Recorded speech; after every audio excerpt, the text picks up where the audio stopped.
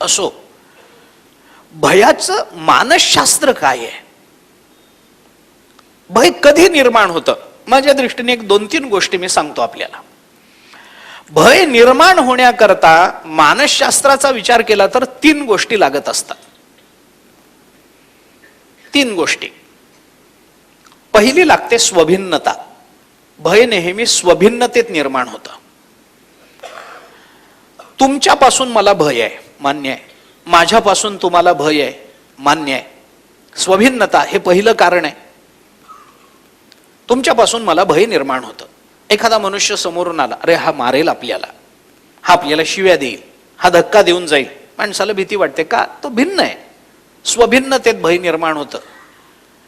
तुम्ही माझ्या समोर याल, मला माराल. मला कधी आत्तापर्यंत असं भय वाटलंय का की माझा उजवा हात कधीतरी उठेल आणि माझ्या डाव्या गालावर बसेल? याचं भय मला कधी वाटलंय? कधीच नाही. का नाही वाटत? कारण हा हात माझ्याशी अभिन्न आहे, तो माझ्यापासून भिन्न नाही आहे.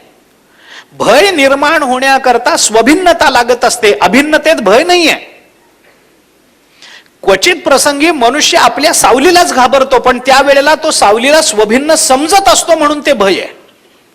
ही माझी सावली आहे हे ज्या क्षणी त्याला कळेल ना, त्या क्षणी त्याच्या अंतःकरणात भय नाही आहे. भय ही संकल्पना म्हणण्यापेक्षा कल्पना जास्त आहे मानसशास्त्राच्या दृष्टीने. भय निर्माण होण्याचं कारणच काय आहे? पण होतं, त्याचा अनुभव आहे आपल्याला. कल्पनेत भय निर्माण होतं, वास्तवात भय निर्माण होतं. अनेक गोष्टी आहेत भयाकरता. पहिली अट आहे, भीतीदायक वस्तू स्वभिन्न असली पाहिजे. स्वभिन्नतेत भय आहे, ठीक आहे. नुसत्या स्वभिन्नतेत भय आहे का? मी आपल्याला उदाहरण सांगतो. आई मुलापासून भिन्न आहे की नाही? मग आईला मुलाचं, मुलाला आईचं भय आहे का? नाही ना. नुसत्या स्वभिन्नतेत भय नाही आहे. म्हणून दुसरी गोष्ट त्याच्यात गृहीत धरावी लागते, त्याच्यामध्ये प्रबलता असावी लागते. प्रबलता असावी लागते. माझ्यापासून भिन्न असलं पाहिजे आणि माझ्यापेक्षा ते प्रबल असलं पाहिजे, तर ते भय आहे. जे माझ्यापासून भिन्न आहे पण माझ्यापासून प्रबल नाहीये, त्याचं भय नाहीये. आई मुलापासून भिन्न नाहीये, मुलाला आईचं भय नाहीये, पण बापाचं भय आहे. का? तो प्रबल आहे. प्रबल जर नसेल तर ढेकूण आहे. ढेकूण आपल्यापासून भिन्न आहे की नाही? आता हे सांगून जातो म्हणजे मग उदाहरणं देणं सोपं होतं. काय काय लागतं भयाला? स्वभिन्नता लागते, प्रबलता लागते आणि घातकता लागते. या 3 गोष्टी भयाकरता महत्वाच्या असतात. मी उदाहरणं सांगतो आता आपल्याला. ढेकूण आहे, आपल्यापासून भिन्न आहे की नाही? आहे. आपलं रक्त पितो, घातक आहे की नाही? आहे. पण ढेकणाला घाबरणारा कोणी आहे का इथं? आता ढेकूणच राहिली नाही. ढेकूण जवळजवळ आता नाहीच आहेत. कुठं वारीत दिसत नाहीत, तर त्यांच्या हक्काचं ठिकाण आहे पण तिथे दिसत नाहीत. ढेकूण आपलं रक्त पितो, घातक आहे पण त्याला कोणी घाबरत नाही. रक्त पिऊन जाणाऱ्या ढेकणावर नुसतं बोट ठेवलं की टच, संपलं, मेला. कोण घाबरतो त्याला? स्वभिन्न आहे, घातक आहे पण प्रबल नाही आहे. काही गोष्टी स्वभिन्न आहेत, प्रबल आहेत पण घातक नाहीत. आई स्वभिन्न आहे, मुलापेक्षा प्रबल आहे पण मुलाला घातक नाही, घाबरत नाही. मग आम्हाला भय कशाचं वाटतं? वाघाचं वाटतं. का? वाघ आमच्यापासून भिन्न आहे, वाघ आमच्यापेक्षा प्रबल आहे आणि वाघ आम्हाला घातक आहे म्हणून त्याचं भय वाटतं. भय वाटण्याकरता या 3 भावना अंतःकरणामध्ये निर्माण झाल्या पाहिजेत.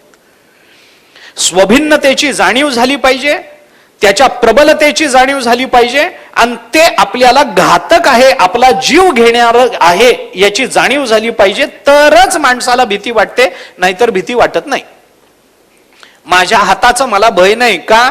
स्वभिन्न नाही. आईचं मुलाला भय नाही का? घातक नाही. आणि ढेकणाचं आपल्याला भय नाही का? प्रबल नाही.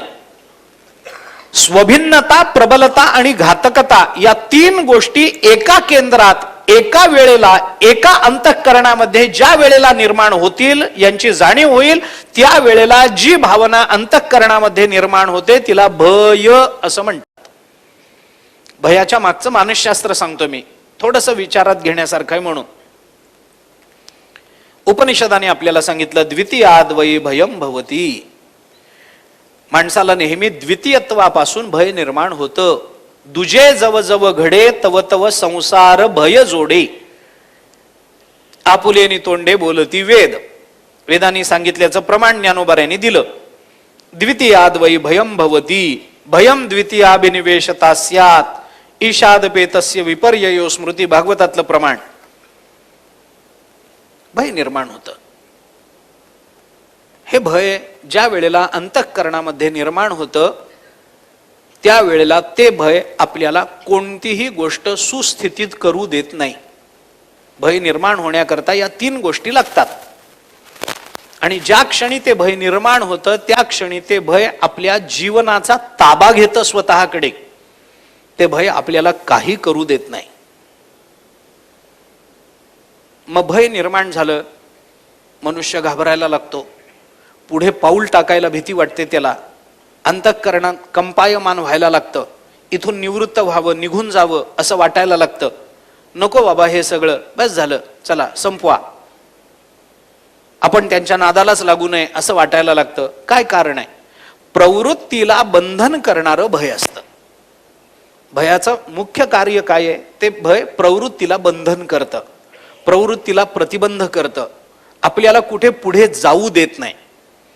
बरं, जे भय माणसाला प्रवृत्तीच्या पूर्वी निर्माण झालेलं असतं, म्हणून मी मगाशी म्हटलं की भय ही संकल्पना असण्यापेक्षा कल्पना मोठी आहे.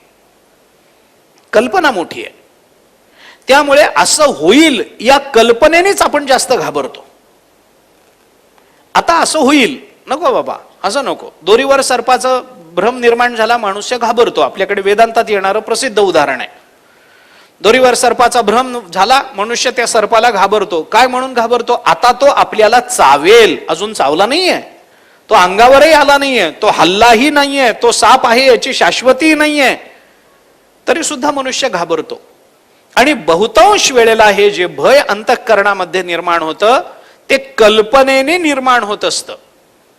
म्हणून भय ही संकल्पना, ही कल्पनेवर जास्त आधारित आहे. आणि कल्पना निर्माण झाली की ती कल्पना माणसाला काही करू देत नाही. विचाराला प्रतिबंध निर्माण करणं, कर्तृत्वाला प्रतिबंध निर्माण करणं आणि प्रवृत्तीचा अवरोध करणं, हे कल्पनेचं म्हणून पर्यायानं भयाचं कार्य आहे. विचार करा मी काय सांगतो ते. भयाचा विचार करताना या सगळ्याच गोष्टी सांगणं महत्वाचं आहे म्हणून सांगतो. भय कळल्याशिवाय आपल्याला अभय कळायचं नाही आहे, म्हणून भयाचा थोडासा विस्तार करणं क्रमप्राप्त आहे. कशाला भय म्हणतात, अभय कशाला म्हणायचं, याच्याकरता भय काय आहे हे कळणं महत्वाचं आहे. आता भय ही एक कल्पना मानली गेली, असं होईल, आता आम्ही आमच्या जीवनामध्ये अशी घटना घडेल, मग नकोच, ते करणंच नको. त्या भर्तृहरीने मानवी जीवनाचा विचार करताना 3 टप्प्यामध्ये विचार केला. प्रारभ्यतेन खलु विघ्न भयेन नीचैहि, प्रारभ्य विघ्न विहिता विरमंती मध्या, विघ्नय पुनः पुनरपि प्रतिहन्यमाना प्रारब्धम उत्तम जनामन परित्यजंती, असं भर्तृहरीने म्हटलंय. सांगतो मी उदाहरणाने, आपल्याला बोलतो. जगामध्ये 3 वर्गातले लोक आहेत. एक उत्तम वर्ग आहे, एक मध्यम वर्ग आहे, खालचा अधम वर्ग आहे. अधम वर्गापासून सुरुवात केली. काय म्हटलंय? प्रारभ्यते न खलु विघ्न भयेन नीचैहि. नीचैहि खालचा, सगळ्यात खालचा स्तरातला जो वर्ग आहे की नाही, तो काय करतो? आपल्याला स्वीकारलेल्या कर्मामध्ये अडचण येईल म्हणून कामाला प्रारंभच करत नाही. प्रारंभच करत नाही, नकोच. का? असं होईल. धंदा सुरू करा, नको, बुडाला तर नको सुरू करायला. बर, नोकरी करा, हाकलून दिलं तर, कामावरून काढून टाकलं तर नको बाबा. स्वयंपाक करा, आमटीत पाल पडली तर नकोच नकोच. आपल्याला चप्पल चावेल आणि आपल्याला त्रास होईल या भीतीनं लोक वारीलाच जात नाहीत. प्रारभ्यते न खलु विघ्न, विघ्न भयेन न खलु प्रारभ्यते. विघ्नाच्या भयानं, माझा मुद्दा इथे आहे, विघ्नाच्या भयानं ते प्रारंभच करत नाहीत. वात्सायनाने याला फार चांगलं उदाहरण दिलंय. वात्सायनाने असं म्हटलंय की काही लोक इतक्या विचित्र मनोवृत्तीचे असतात की पक्षी दाणा खाऊन जातील म्हणून पेरतच नाहीत. कशाची भीती आहे? पक्षी दाणे खाऊन जातील याची भीती आहे. पण आपण स्वीकारलेल्या किंवा आरंभलेल्या कार्यामध्ये विघ्न येईल ही कल्पना आहे.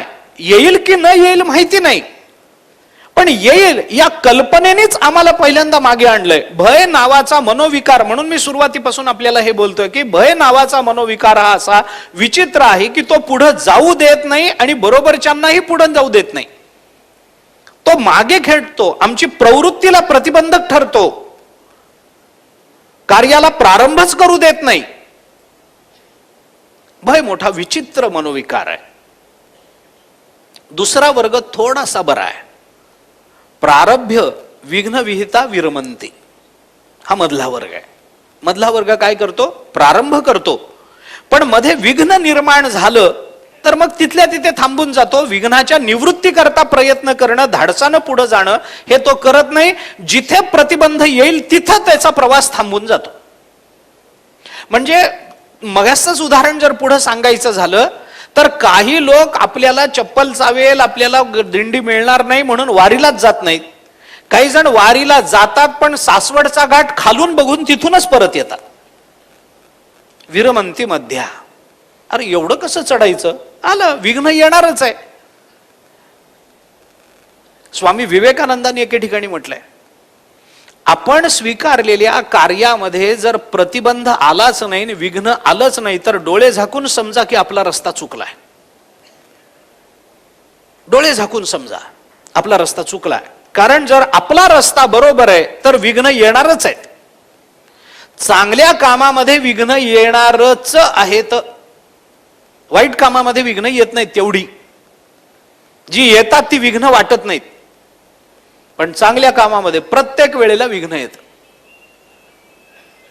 एक गृहस्थ मला म्हणाले होते वारीला येणार आहे, 4-2 वर्ष दिसलेच नाहीत. म्हणून एक दिवशी भेटले मला एका गावामध्ये. मी त्यांना म्हटलं, अहो काय तुम्ही येणार होता वारीला? ते म्हणले निघालो होतो पण ही म्हणाली. म्हणलं सांगू नका आता, बस झालं. परमार्थाला निघालं, कोणीतरी विघ्न करताच. घरातून तरी येतं, बाहेरून तरी येतं. चांगली कामं करायला गेले, कशा करता? तूच काय गावाचं हे घेतलंय काय, मक्ता घेतलाय काय, बाकीचे लोक काहीच करणार नाहीत काय, तू एकट्यानेच करावं असं आहे का? अडवणारे पुष्कळ असतात. स्वीकृत कार्यामध्ये प्रतिबंध नसेल तर ते कार्य चांगलं नाही आहे. चांगल्या कार्यामध्ये प्रतिबंध येणार. जिथे कुठे प्रतिबंध येईल तिथे ते लोक थांबतात आणि परत मागे येतात. हे मधले लोक आहेत. पण विघ्न पुनः पुनरपि प्रतिहन्यमाना प्रारब्धम उत्तम जनाम न परित्यजंती. हे अभयत्व आहे, हे निर्भयत्व आहे. कितीही प्रतिबंध आडवे आले तरी त्या प्रतिबंधावर मात करत आपल्या इच्छिलेल्या स्थळी पोचल्याशिवाय राहतच नाहीत. हा उत्तम वर्ग आहे, हा उत्तम वर्ग आहे. इथं निर्भयता आहे. जिथं निर्भयता आहे तिथं मुक्काम आहे. जिथं भय आहे तिथं एकतर प्रारंभ नाही, आणि भय जर प्रबल असेल तर जिथे भयाचं दर्शन आहे तिथं पूर्ण विराम आहे. याकरता म्हणून हे भय आमच्या जीवनामध्ये सर्व चांगल्या कार्याला प्रतिबंधक ठरतं. ते घातक आहे, आणि ते घातक आहे. कार्य सुरू करू देत नाही, कार्य पूर्ण करू देत नाही. निर्भय झाल्याशिवाय कार्य पूर्ण होणार नाही. निर्वाह प्रतिपन्न वस्तुषु सताम एतद्हि गोत्रव्रतम, भर्तृहरीने म्हटलंय. मोठ्या माणसांचं हे गोत्र व्रत असतं की ते हातात घेतलेलं काम पूर्णतेला नेल्याशिवाय थांबत नाहीत. आपल्या मराठीमध्ये हाती घ्याल ते तडीस न्या असं म्हणतो ना आपण. ते कशाने न्या? हे हाती घ्याल ते तडीस नेण्याकरता एकच महत्वाचा गुण लागतो, निर्भयता. मनुष्य निर्भय झाला की तो पूर्णत्वाला गेला, तो मुक्कामाला पोचला. नाही जाईन मी, पण रस्त्यात चोरांनी अडवलं तर अरे तू सुरू तर कर. कदाचित चोरांना असं वाटेल की ह्याचं तोंड बघायला नको म्हणून निघून जातील. तू सुरू तर कर. काय माहिती आहे, आणि अडवलंच तर अडवू देत. सगळ्या कल्पना आहेत. अविद्या कल्पना येणे झाला जीव. नुसत्या कल्पनेतच आमचा प्रपंच, आमचा परमार्थ पुढे चालला. या कल्पना म्हणजेच भय आहे. माझं असं होईल, मी तिकडे गेलो तर ते मला असं म्हणतील, ते मला मारतील, माझ्या जवळचं काढून घेतील. काहीच झालेलं नाही.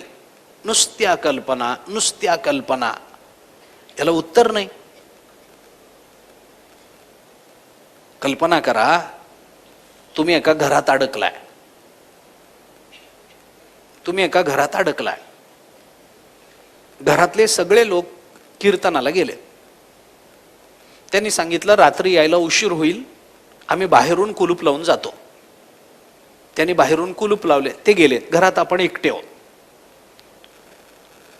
एक मजली घर आहे. वर काही गच्ची नाही आहे, किंवा असली तरी वर काही जायला पायऱ्या नाही आहेत, मागचा दरवाजा नाही आहे, रात्र झालेली आहे, आपल्याजवळ मोबाईल फोन नाही आहेत, काही नाही आहे, आणि सगळे गेले कीर्तनाला आणि आपलं घर पेटलं. बाहेर पडायला दुसरा रस्ता नाही. खिडक्यांना गज आहेत, तिथून बाहेर पडता येत नाही. मागचा दरवाजा नाही आहे. आरडाओरडा केला तर परिसरात कोणी वाचवायला येणार नाही आहे. पेटलेलं घर इतकं लांब शेतात आहे की बाहेरच्या लोकांना हे काही पेटलंय हे कळायलाही काही मार्ग नाही आहे. जवळ मोबाईल नाही आहेत. घरातून बाहेरून कडील कुलूप लावून हे लोक बाहेर गेलेले आहेत, कीर्तनाला गेलेले आहेत. आता ज्या दरवाजातून बाहेर पडायचंय त्या दरवाजालाच आग लागलेली आहे. तिथं 4-2 रॉकेलची पिप भरून ठेवलेली आहेत. आता अजून ह्याच्यापेक्षा काय वाढवू मी? आरडाओरडा केला तर कुणाला ऐकू जाणार नाहीये, कुणाला दिसणार नाहीये. लांब आहे घर, शेतात आहे, कुणाला माहिती नाहीये. आपण एकटेच घरात आहोत, जवळ फोन नाहीये. कुणाला फोन करून बोलवावं, लागलंय आग लागली म्हणून सांगावं, काही करता येत नाहीये. मग आता या आगीतून, आग तर पेटलेली आहे, धडाडून घर पेटलेलं आहे. आता या घरातून बाहेर पडण्याचा मार्ग काय? कसे बाहेर पडाल? मागचा दरवाजा नाहीये, वर जायला जिना नाहीये, खिडक्यातून बाहेर पडता येत नाही, दरवाजालाच आग लागलेली आहे. बाहेर पडण्याचा मार्ग काय? अशी परिस्थिती झाली तर मी तुम्हाला सांगतो बाहेर पडण्याचा मार्ग काय. काय करा? कल्पना करायचं बंद करावं. बाहेरच आहोत आम्ही. मी काय म्हटलं? कल्पना करा की घर पेटलंय. अरे पेटलं नाहीच आहे, पण या कल्पनेनंच आम्हाला बसल्या जागी घाम फुटलाय. भयाचं हे काम आहे. मला सांगायचं तात्पर्य हे आहे, भय ही कल्पना आहे. घटना घडून गेल्यानंतर भय वाटत नाही, घटना घडण्याच्या आधी भय वाटतं. म्हणजे भय जेव्हा वाटतं तेव्हा परिणाम झालेला नसतो, पण परिणामाची कल्पना असते, म्हणून कल्पना म्हणजे भय होतं. घटना घडून गेली. आता काय होतं, बऱ्याच वेळेला एखादा मनुष्य आहे, डॉक्टर म्हणतात ऑपरेशन करावं लागेल. भीती वाटते की नाही? वाटते. ऑपरेशन झालं, जर नाहीच झालं तर अरे होऊ तरी दे. नाही, पण समजा नाही जमलं तर, त्याच वेळेला काही झालं संपलंच तर, त्याच वेळेला ऑक्सिजन संपला तर, अरे कशा करता? अनर्थाच्या कल्पना मनुष्य फार आवडीनं करत असतो. बर, सगळ्या कल्पना. मग घरातले काही होत नाही, हजारो लोकांची रोज ऑपरेशन होतात, सगळं काही तुमच्याच वाट्याला येईल का? बरं, या भय नावाचा कल्पना इतकी विचित्र आहे की सगळा अनर्थ आपल्याच बाबतीत घडेल याच्याबद्दल इतकी खात्री असते त्यावेळेला. त्याच वेळेला खात्री असते सगळा अनर्थ आपल्याच बाबत घडेल. सगळ्या कल्पना, सगळे विकार त्याच आपल्याच बाबतीत. आपण म्हणतो ना, मन चिंतिते वैरी न चिंती, म्हणतो ना, काही नाही, पण ते करत राहतो. मुलीनं सांगितलेलं असतं, मी ह्यांच्या बरोबर 10 वाजता घरी येते, दिवाळीचा दिवस, जावयाला घेऊन येणार मुलगी. 10 वाजता घरी येते, 9 वाजल्यापासून ती सासू दारात आहे, अजून कशी आली नाहीत. मग घरात, अगं आई 10 वाजता येते म्हणून ताईचा निरोप आहे. बर, मग प्रत्येक रिक्षा आपलीच आहे असंच तिला वाटत राहत. आले 10 वाजले, 10:30 वाजले, अजून कशी आली नाही. मग गिरट्या सुरू होतात, अजून कशी आली नाही, अजून. येतील आई, बस चुकली असेल, गाडीत काहीतरी पंक्चर वगैरे झाली असेल, आली असेल, रिक्षा मिळाली नसेल, येईल की, तिला काही गाव नवीन नाही, येईल रिक्षा करून, एवढं काय. 12 वाजले, 1 वाजला, 2 वाजले, अजून कशी आली नाही, अजून कशी आली नाही, काही फोन नाही, काही नाही, अमुक नाही तमुक नाही, काय करावं, अजून कशी आले. 4 वाजले, अजून आली नाही. मग हिच्या सासूच्या मनात सुरू होतं, ऍक्सिडेंट तर झाला नसेल, त्या ऍक्सिडेंट मध्ये जावई गेला तर, अरे कशा करता. सगळा अनर्थ आपल्याच बाबतीत घडेल ही कल्पना, हेच भय आहे. मी मगापासून आपल्याला हेच सांगतोय की भय ही एक कल्पना आहे. घटना घडून गेल्यानंतर भय वाटत नाही. ऑपरेशन आपण मगाशी दृष्टांत बघत होतो, भीती वाटते. आपल्याच बाबतीत हे सगळं अनर्थ घडेल असं वाटत राहतं. मग काही का असे ना, ते करावं तर लागणारच आहे. ऑपरेशन होतं, झालं, ऑपरेशन घडून गेलं की मग तो म्हणतो आता काही नाही, आता तो काही होत नसतं, मी आता दुसऱ्याला सांगायला निर्भय आहे स्वतःच्या वेळेला. कारण अनुभवात येते ती निर्भयता असते आणि कल्पनेत येतं ते भय असतं. हा फरक पडतो. अनुभवात मनुष्य निर्भय होतो. एकदा घटना घडून गेली ना की मनुष्य त्याचा विचार, मग माणूस म्हणतो काही होत नाही हो, काही आपल्याला सुरुवातीला वाटतं होईल का नाही होईल, काही नसतं. 5 मिनिटात मला कळलं सुद्धा नाही. आता अनेस्थेशिया दिला होता, कळेल कसं तुला. पण माणूस मला कळलं सुद्धा नाही कसं कापलं कसं शिवलं, मला कळलं सुद्धा नाही, काही होत नसतं. काय ही निर्भयता आली कुठून बाबा. एकदम अभयम सत्व संशुद्धी, एकदम दैवी गुणात कसा उतरलास तू, काय नाही. एकदा आपल्या कल्पनेचा आपल्याला प्रत्यक्षत्वानं अनुभव आला की तीच कल्पना निर्भयता होते आणि अनुभव येण्यापूर्वी तीच कल्पना भय म्हणून अंतःकरणात शिल्लक राहते. मी आपल्याला भयाची सायकोलॉजी सांगतोय, भयाचं मानसशास्त्र सांगतोय. भय ही असं समोर भीतीदायक वस्तू समोर दिसली. मला सांगा, ज्ञानोबारांनी अनुभवामृतामध्ये उदाहरण दिलंय, बागुलबुवा नावाचं काय प्रकरण आहे.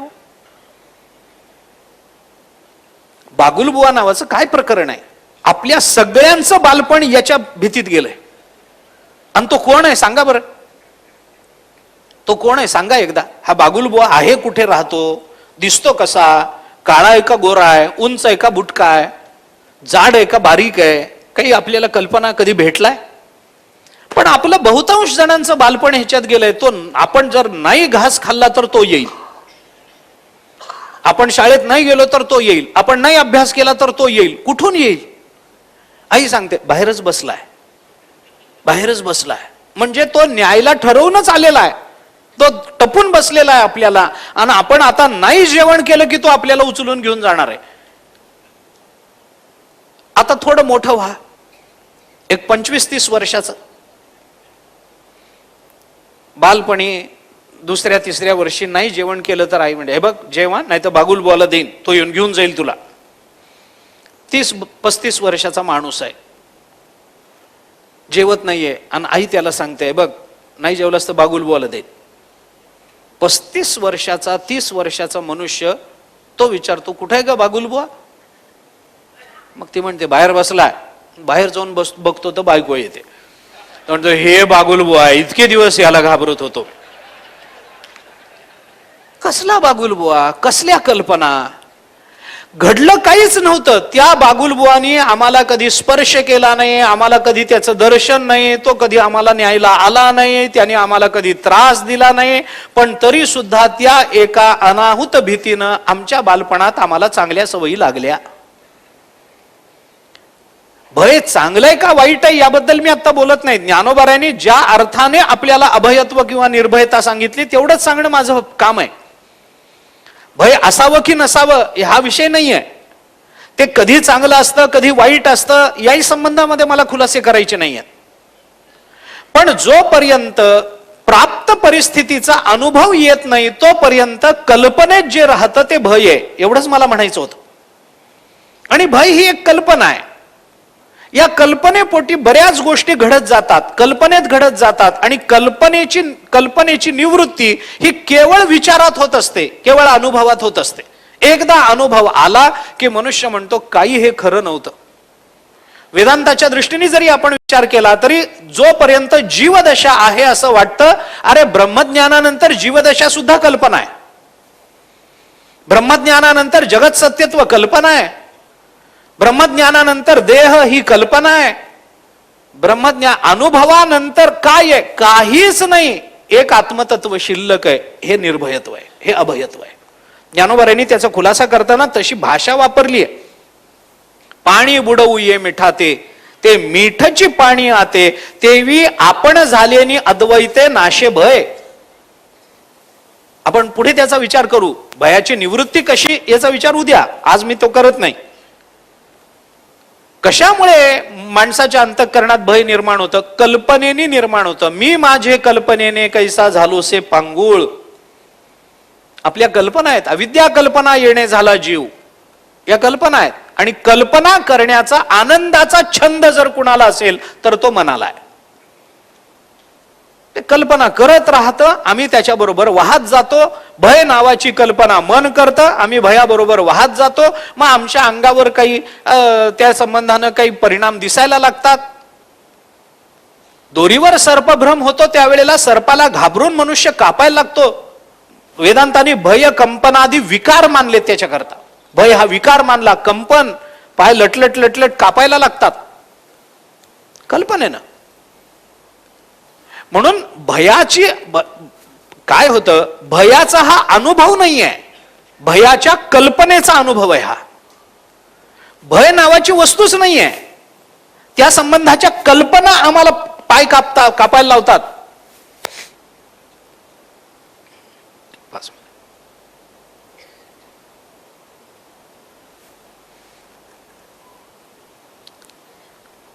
या कल्पना आम्ही करत राहतो.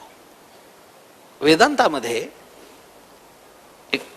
2-5 मिनिटात ज्ञानाचे 2 प्रकार मानले. एक प्रमाद ज्ञान आणि दुसरा भ्रमज्ञान. बरोबर? या भ्रमज्ञानाचे पुन्हा प्रकार मानले. भ्रमज्ञानाचे पुन्हा 2 प्रकार केले. संशय रूप ज्ञान आणि निश्चय रूप ज्ञान. वृत्ती प्रभाकरात आलेला विषय आहे, विस्तार करायचा नाहीये. जो निश्चय रूप भ्रम असतो ना, मला आपल्याला भयाचं तिथपर्यंत पोचवायचंय. भय ही संकल्पना तिथपर्यंत पोचवायची आहे. या भयाचे 2 प्रकाराने विचार मला आपल्या समोर मांडून विषय संपवायचा.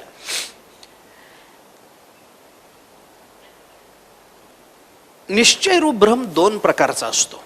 थोडी वेदांताची परिभाषा आहे, कठीण वाटेल आपल्याला, पण मी उदाहरणाने सांगतो. एकाला म्हणतात व्यावहारिक पदार्थावच्छिन्न चैतन्याचा विवर्त आणि दुसऱ्याला म्हणतात प्रातिभासिक पदार्थावच्छिन्न चैतन्याचा विवर्त.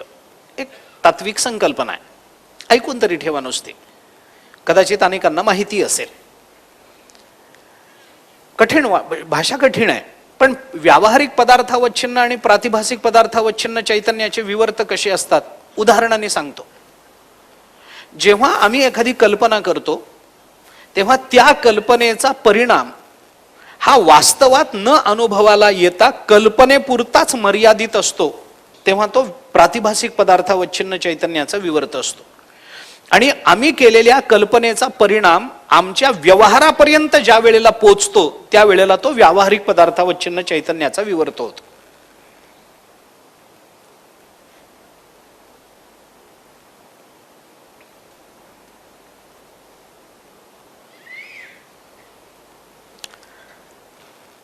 व्यवहारापर्यंत आलेलं असो किंवा कल्पनेतलं असो,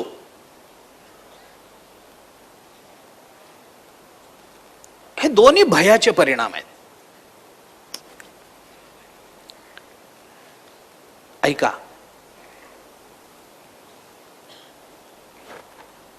भय काय करतं? मी काय म्हणतोय की भय ही एक कल्पना आहे. असं होईल इथं भय राहतं, असं झालं याच्यात तेवढं भय राहत नाही, भय राहतच नाही. उदाहरण मी आपल्याला सांगतो, जाऊ द्या. साधा विचार करा. आपण झोपलो, आपल्याला स्वप्न पडलं आणि स्वप्नामध्ये काही, समजा आपल्याला 1,00,000 रुपये लॉटरीचं तिकीट लागलं. स्वप्नात आनंद होतो की नाही? होतो. जाग झाल्यावर काही पैसे उशाला ठेवलेले असतात काय? नाही, त्याच्यात काही नसतं. तेवढ्या पुरतं ते वाटतं. निद्रिता चेवो नये तव स्वप्न हो साच हो लाहे, रज्जू नेणता सापाभिहे विस्मो कवण. तेवढ्या पुरतं वाटतं. स्वप्न चालू असेपर्यंत स्वप्न सत्य वाटत राहतं. स्वप्न कालामध्ये स्वप्न खोटं आहे, हे स्वप्न आहे हे कळलं तर त्याला स्वप्न कोण म्हणेल? भ्रमकालामध्ये भ्रामक वस्तूचा सत्यत्वानं प्रतीतीला येत असते, ती मिथ्यात्वानं प्रतीतीला येत नाही. भ्रामक वस्तू भ्रमकालामध्ये, नाहीतर तो भ्रमकाल ठरणार नाही. हा प्रतिभास झाला. मला झालेला आनंद हा स्वप्नापुरताच आहे, जागा झाल्यावर तो आनंद नाही आहे. पण भय इतकं विचित्र आहे, भयाची कल्पना इतकी विचित्र आहे की ज्या वेळेला भयाची कल्पना आम्ही पाहतो किंवा करतो, त्यावेळेला ती कल्पना आम्हाला व्यवहारापर्यंत परिणाम दाखवत असते. मी याला व्यावहारिक पदार्थावच्छिन्न चैतन्याचा विवर्त म्हणतात. मी उदाहरण सांगतो आपल्याला. एक मनुष्य झोपला, त्याला स्वप्न पडलं आणि स्वप्नात शिकारीला गेला. ऐका, स्वप्नात शिकारीला गेला. त्याला वाटलं एखादा ससा वगैरे काहीतरी मिळेल, म्हणून अरण्यामध्ये पुढे पुढे जाताना एकदम एक वाघच समोर येऊन उभा राहिला. स्वप्नात एक वाघ, कल्पनाही नाही, ध्यानीमनी नाही, एकदम वाघ समोर येऊन उभा राहिला. आता समोर येऊन उभा राहिला, स्वप्न चालू आहे. हा घाबरला. एकदम अचानक वाघच समोर आला. वाघ याच्याकडे बघतो, हा वाघाकडे बघतो. काय करावं याला कळत नाही. थरथर थरथर कापायला लागला. हातातली बंदूक निसटून गेली. घाबरला आणि आता काय करावं हे न कळल्यामुळे तिथून पळायला लागला. तो पळायला लागला हे बघितल्यावर वाघ त्याच्या मागे लागला. कुठे? स्वप्नात. वाघ त्याच्या मागे लागला. हा पुढे पळतो, वाघ मागे पळतो, मागे पळतो. आता वाघ कसा ऐकेलेला पळायला? एका ठिकाणी वाघाने त्याला गाठलं, पंजा मारला, हा पडला. वाघाने त्याच्या छातीवर पाय ठेवले. आता नरडीचा घोट घेणार. वाघ जवळ आला आणि याला वाटलं संपलं आता आपलं, आणि एकदम आरडाओरडा केला, मेलो मेलो मेलो मेलो मेलो. एकदम आरडाओरडा झाला, मेलो मेलो मेलो मेलो. आवाज स्वयंपाकघरामध्ये बायको काम करत होती, तिच्या कानावर गेला. बायको काम करत होती स्वयंपाक, हे स्वप्नातच चालू होतं. मेलो मेलो मेलो. एकदम बायकोच्या कानावर. बायकोला एकदम, ती म्हणाली एवढं सौभाग्य एकदम आपल्या वाट्याला कसं आलं? म्हणजे आपल्या सौभाग्याला एकदम कसा धक्का बसला?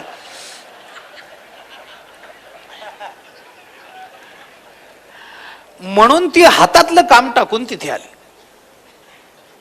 बघत तर हा गाढ झोपलेला, मेलो मेलो मेलो मेलो. तिने त्याला उठवलं. उठा पांडुरंगा, आता दर्शन द्या सकाळा, झाला अरुणोदय, सरली निद्रेची वेळा. उठा उठा.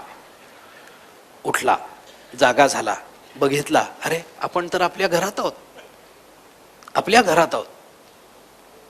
आजूबाजूला बघितलं, आपल्या पलंगावर आहेत, काही नाही, सगळं व्यवस्थित आहे, घरात आहोत. बाजूला बघितलं, बायको उभी आहे. मग लक्षात आलं आता वाघाची काय ताकद आहे घरात यायची.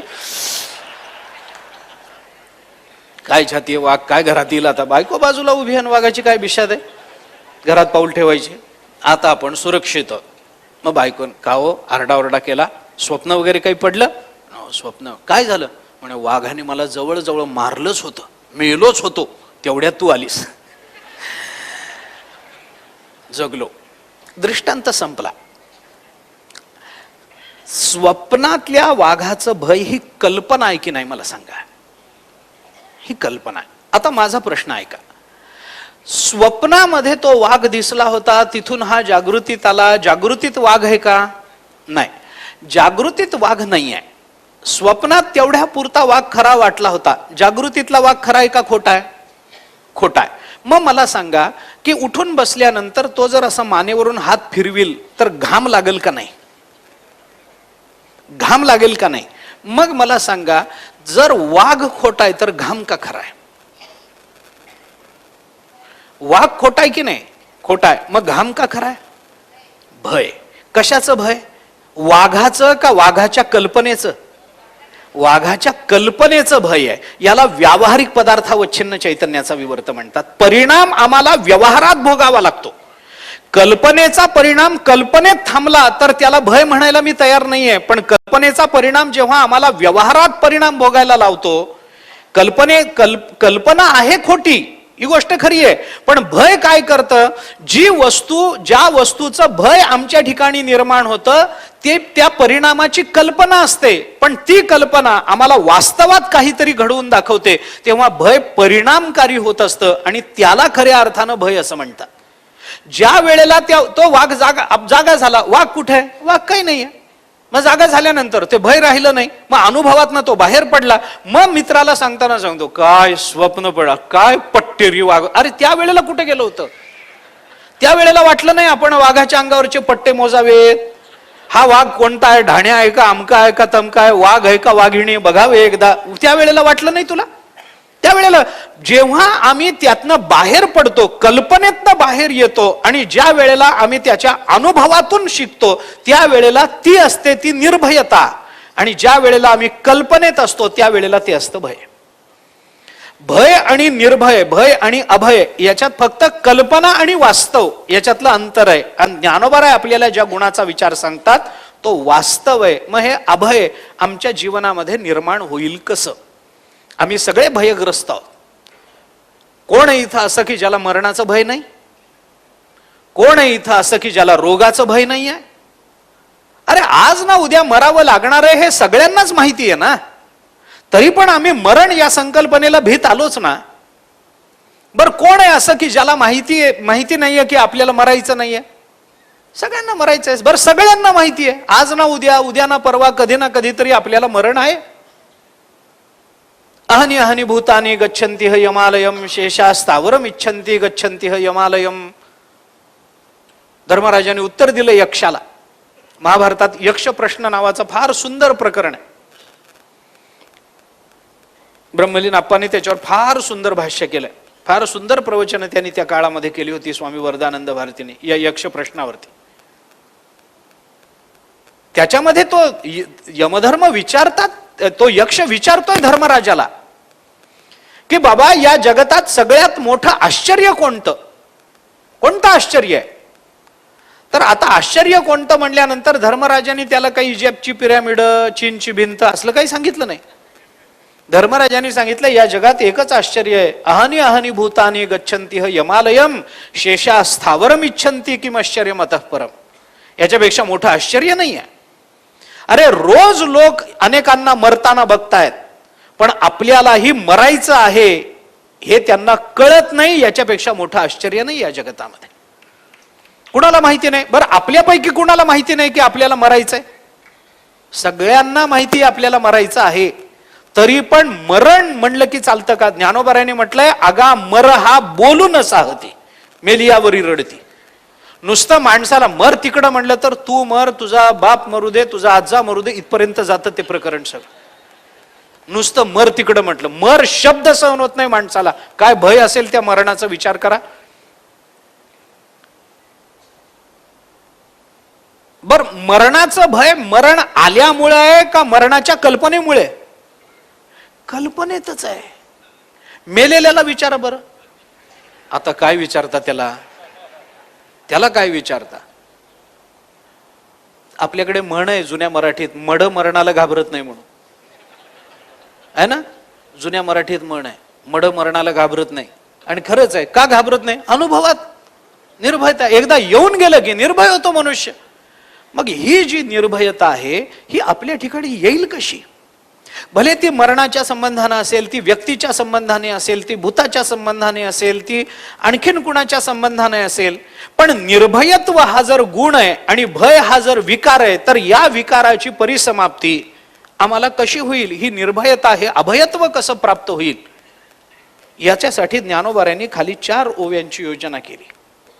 त्या 4 ओव्यांच्या माध्यमातून आपल्याला अभयत्व म्हणजे काय याचा थोडासा विचार करायचा आहे. हे अभयत्व निर्माण कसं होतं, मनुष्य अभयपदाला कसा प्राप्त होतो याचा थोडासा विचार करायचा आहे. आजची वेळ संपली.